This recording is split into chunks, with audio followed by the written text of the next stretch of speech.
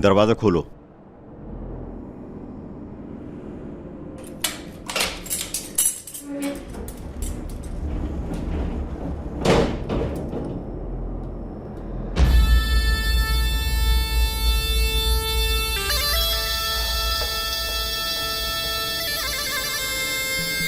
तुम्हें बताया नहीं था ना?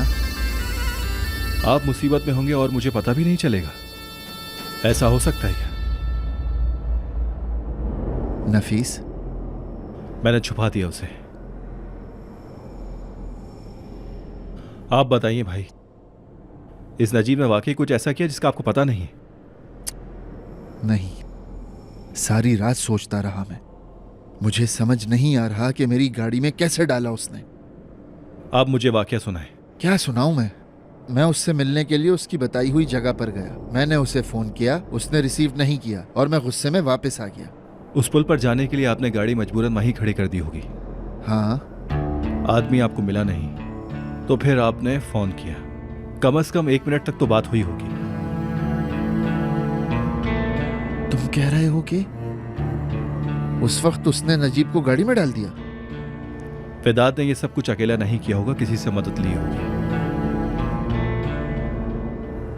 भाई, मैं ये मामला हल कर लूंगा, आप बिल्कुल परेशान ना हो, ठीक है?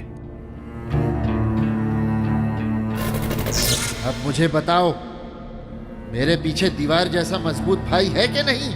बताओ मुझे। ये हुई ना बात।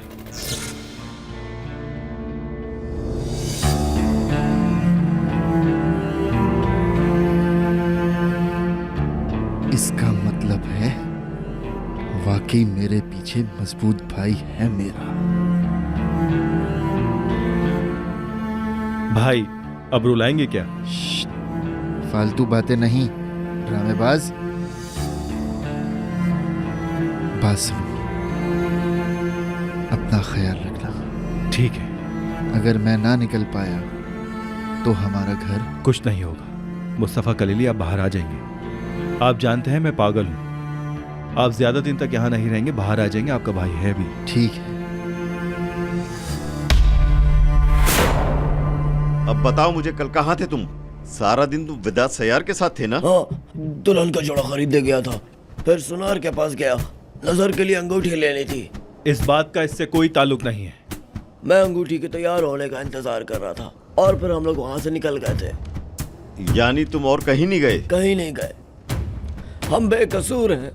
चाहे तो सुनार से पूछ सकते हैं आप। पूछ लेंगे, फिक्र ना करो।